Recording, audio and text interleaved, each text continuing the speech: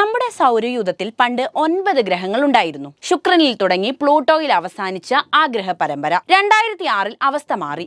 നമ്മുടെ പ്ലൂട്ടോയ്ക്ക് എന്നേക്കുമായി ഗ്രഹപദവി നഷ്ടമായി. എന്തുകൊണ്ടായിരിക്കും ഇത്ര നാളും നമ്മൾ ഗ്രഹമായി കണ്ട പ്ലൂട്ടോ പെട്ടെന്ന് ശാസ്ത്രത്തിന് ഗ്രഹമല്ലാതായി മാറിയത്? അതിന്റെ ഉത്തരം അറിയാൻ വീഡിയോ മുഴുവൻ കാണാൻ ശ്രമിക്കുക. അപ്പോൾ നമുക്ക് നേരെ വീഡിയോയിലേക്ക് പോകാം. നമ്മുടെ സൗരയൂഥത്തിൽ എത്ര ഗ്രഹങ്ങളാണുള്ളത്?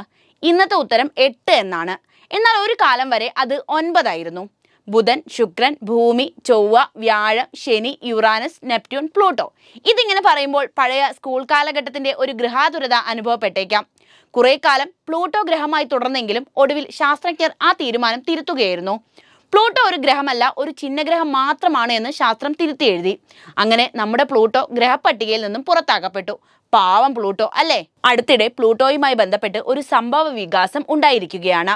US സംസ്ഥാനമായ അരിസോന തങ്ങളുടെ ഔദ്യോഗിക ഗ്രഹമായി പ്ലൂട്ടോയെ തെരഞ്ഞെടുത്തതാണ് ഈ സംഭവം. പ്ലൂട്ടോയെ കണ്ടെത്തുന്നതിനും എത്രയോ മുൻപ് തന്നെ നെപ്റ്റ്യൂണിന് പിന്നിലായി പ്ലാനറ്റ് എക്സ് എന്ന ഒരു ഗ്രഹം ഉണ്ടാകാനുള്ള സാധ്യത ശാസ്ത്രജ്ഞർ ചൂണ്ടിക്കാണിച്ചിട്ടുണ്ട്. പ്ലൂട്ടോയെ കണ്ടെത്തുന്നതിനും എത്രയോ മുൻപ് തന്നെ അവിടെ അങ്ങനെ ഒരു വസ്തു ഉണ്ടാകാനുള്ള സാധ്യത ഗവേഷകർക്ക് നേരത്തെ മനസ്സിലായിരുന്നു എന്നാണ് പറഞ്ഞു വരുന്നത്. യുറാനസ് എന്ന ഗ്രഹത്തിന്റെ ഭ്രമണപഥ ഘടന വിലയിരുത്തിയാണ് പ്ലൂട്ടോയെ കുറിച്ചുള്ള വിശദാംശങ്ങളിലേക്ക് ശാസ്ത്രലോകം എത്തിച്ചേർന്നത്. ന്യൂട്ടോണിയൻ തത്വങ്ങൾ അനുസരിച്ചുള്ള ഭ്രമണപഥ ഘടനയല്ല യുറാനസിനുള്ളത്. അതെന്തുകൊണ്ടാണെന്നുള്ള അന്വേഷണം പ്ലൂട്ടോ പോലെയുള്ള ഒരു ബഹിരാകാശ വസ്തു സ്ഥിതി ചെയ്യാനുള്ള സാധ്യതയിലേക്കാണ് വിരൽ ചൂണ്ടിയത്. 1846 ജ്യോതിശാസ്ത്രജ്ഞനും ഗണിതശാസ്ത്രജ്ഞനുമായ അർബൻ ലെ വെറിയർ ഇങ്ങനെ ഒരു വസ്തു കണ്ടെത്തിയതായി പറഞ്ഞു. എന്നാൽ യഥാർത്ഥത്തിൽ ഇത് അതുവരെ മറഞ്ഞു കിടന്ന നെപ്റ്റ്യൂൺ ആയിരുന്നു. മറ്റൊരു US ജ്യോതിശാസ്ത്രജ്ഞനായ പെർസിവൽ ലോവർ നെപ്റ്റ്യൂൺ മാത്രമല്ല ഉള്ളതെന്നും മറ്റേതോ ഒരു വസ്തു അതിനപ്പുറം മറഞ്ഞിരിക്കുന്നുവെന്നും പ്രഖ്യാപിച്ചിട്ടുണ്ടായിരുന്നു. ശ്രമങ്ങൾ തുടർന്നുകൊണ്ടേയിരുന്നു. ഒടുവിൽ 1930 സൗരയൂഥത്തിലെ നവഗ്രഹമായി പ്ലൂട്ടോ കടന്നുവരുന്നത്. ക്ലൈഡ് ടോബാക് എന്ന അമേരിക്കൻ ജ്യോതിശാസ്ത്രജ്ഞൻ ലോവൽ ഒബ്സർവേറ്ററിയുടെ നിരീക്ഷണ കേന്ദ്രത്തിലാണ് ഇത് സംഭവ്യമാക്കിയത്. ഗ്രീക്ക് പുരാണങ്ങളിലെ അധോലോകത്തിന്റെ ദേവനായ പ്ലൂട്ടോയുടെ പേരാണ് ഇംഗ്ലീഷുകാർ ഇതിന് കൊടുത്തിരിക്കുന്നത്. വെനീഷ്യ ബെർണിഫെയർ എന്ന 11 വയസ്സുകാരിയാണ് പ്ലൂട്ടോയ്ക്ക് ആ പേരു നൽകിയത്. പ്ലൂട്ടോയ്ക്ക് ഗ്രഹപദവി നൽകിയ ശേഷം ഒരിക്കൽ ആ പദവി ശാസ്ത്രജ്ഞർ തിരിച്ചെടുത്തിരുന്നു. പിന്നീട് അത് തിരിച്ചു നൽകുകയായിരുന്നു. 2006 വീണ്ടും രാജ്യാന്തര ആസ്ട്രോണമിക്കൽ സംഘടന പ്ലൂട്ടോയെ ഗ്രഹത്തറവാട്ടിൽ നിന്നും പുറത്താക്കിയത്. ഗ്രഹങ്ങൾക്ക് ശാസ്ത്രം നൽകിയ നിർവചനങ്ങൾ പ്ലൂട്ടോ പാലിക്കുന്നില്ലെന്ന് ചൂണ്ടിക്കാട്ടിയായിരുന്നു രാജ്യാന്തര ആസ്ട്രോണമിക്കലിന് പുതിയൊരു നീക്കം നടത്തിയത്. എന്നാൽ കാര്യങ്ങൾ ഇങ്ങനെയൊക്കെ ആണെങ്കിലും ഔദ്യോഗിക ഗ്രഹമായി തിരഞ്ഞെടുക്കുന്നതിൽ അരിസോണയ്ക്കും ന്യായങ്ങളുണ്ട്. പ്ലൂട്ടോ കണ്ടെത്തപ്പെട്ടത് അരിസോന സംസ്ഥാനത്താണ് എന്നുള്ളതാണ് ഇതിനുള്ള പ്രേരണയായി സംസ്ഥാനം ചൂണ്ടിക്കാണിക്കുന്നത്. പ്ലൂട്ടോയെ കുറിച്ചുള്ള ചില കാര്യങ്ങൾ കൂടി പറയാം. 1930കളിലാണ് ഈ ഗ്രഹത്തെ കണ്ടെത്തുന്നത്.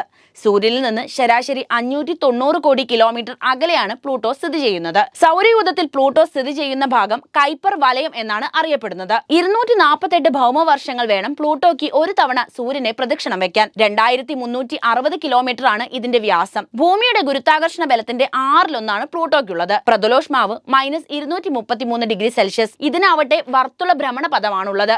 ചില വേളകളിൽ ഈ പദത്തിൽ നിന്നും മാറി നെപ്റ്റ്യൂണിനടുത്തേക്ക് വരും. പ്ലൂട്ടോയ്ക്ക് 5 ഉപഗ്രഹങ്ങൾ ഉണ്ടെന്ന് കണ്ടെത്തിയിട്ടുണ്ട്. ഷാരോൺ, നിക്സ്, ഹൈഡ്ര, കെർബറോസ്, ടൈക്സ് എന്നിവയാണത്. ഇതിൽ ഷാരോൺ പ്ലൂട്ടോയുമായി വലിപ്പത്തിൽ ഒപ്പം നിൽക്കുന്ന ഒരു ഉപഗ്രഹമാണെന്നും കണ്ടെത്തിയിട്ടുണ്ട്. പ്ലൂട്ടോയുടെ ഉപരിതല ചിത്രം നോക്കിയാൽ ഹൃദയാകൃതിയിൽ ഒരു വെളുത്ത ഘടന നമുക്ക് കാണാനാകും. ഈ ചിത്രം ഒന്ന് നോക്കിക്കേ, ആ ഘടന വ്യക്തമാകുന്നില്ലേ? ടോംബോ റെജിയോ എന്ന പ്രദേശമാണ് ഇത്. നൈട്രജൻ തണുത്തുറഞ്ഞ് ഹിമമായി കിടക്കുന്ന മേഖല കൂടിയാണിത്. ഇതിനാലാണ് ഇതിന് വെളുത്ത നിറവും വന്നത്.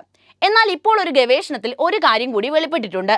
പ്ലൂട്ടോയിൽ ഈ മേഖല ഉണ്ടായത് ഒരു ബഹിരാകാശ പാറയുമായുള്ള കൂട്ടിയിടിയുടെ ആഘാതത്തിലാണത്രേ. ഇടിക്കു ശേഷം ഈ പാറ പ്ലൂട്ടോയിലേക്ക് പരന്നു ചേരുകയായിരുന്നു. പ്ലൂട്ടോയെ കുറിച്ച് നിരവധി കൗതുകങ്ങൾ അടുത്ത കാലത്ത് വന്നിട്ടുണ്ട്. പ്ലൂട്ടോയുടെ ഉപരിതലത്തിൽ ഒരു വമ്പൻ പർവ്വതമുണ്ട്. ഇതിൽ നിന്നും പുറത്തെത്തുന്നത് ഐസ് ആണ്. കിലാഡ്സി എന്നാണ് ഈ പർവ്വതത്തിന്റെ പേര്. പ്ലൂട്ടോയെ നിരീക്ഷിച്ചുകൊണ്ടിരിക്കുന്ന നാസയുടെ ന്യൂ ഹൊറൈസൺസ് എന്ന പേടകമാണ് ഇത്തരം പല വിവരണങ്ങളും നമുക്ക് നൽകുന്നത്. പ്ലൂട്ടോയുടെ ഉപരിതലത്തിൽ നൈട്രജൻ, മീഥേൻ, കാർബൺ മോണോക്സൈഡ് എന്നിവയുൾപ്പെടെ വിവിധ രാസവസ്തുക്കൾ അടങ്ങിയിട്ടുണ്ട്. പ്ലൂട്ടോയുടെ ഏറ്റവും കൗതുകകരമായ ഒരു സവിശേഷത സങ്കീർണവും എപ്പോഴും മാറിക്കൊണ്ടിരിക്കുന്നതുമായ അന്തരീക്ഷമാണ്. അപ്പോൾ പ്ലൂട്ടോയ്ക്ക് എങ്ങനെ ഗ്രഹപദവി നഷ്ടപ്പെട്ടു എന്നും പ്ലൂട്ടോ എന്ന കുള്ളൻ ഗ്രഹത്തെക്കുറിച്ചും മനസ്സിലായി കാണുമല്ലോ.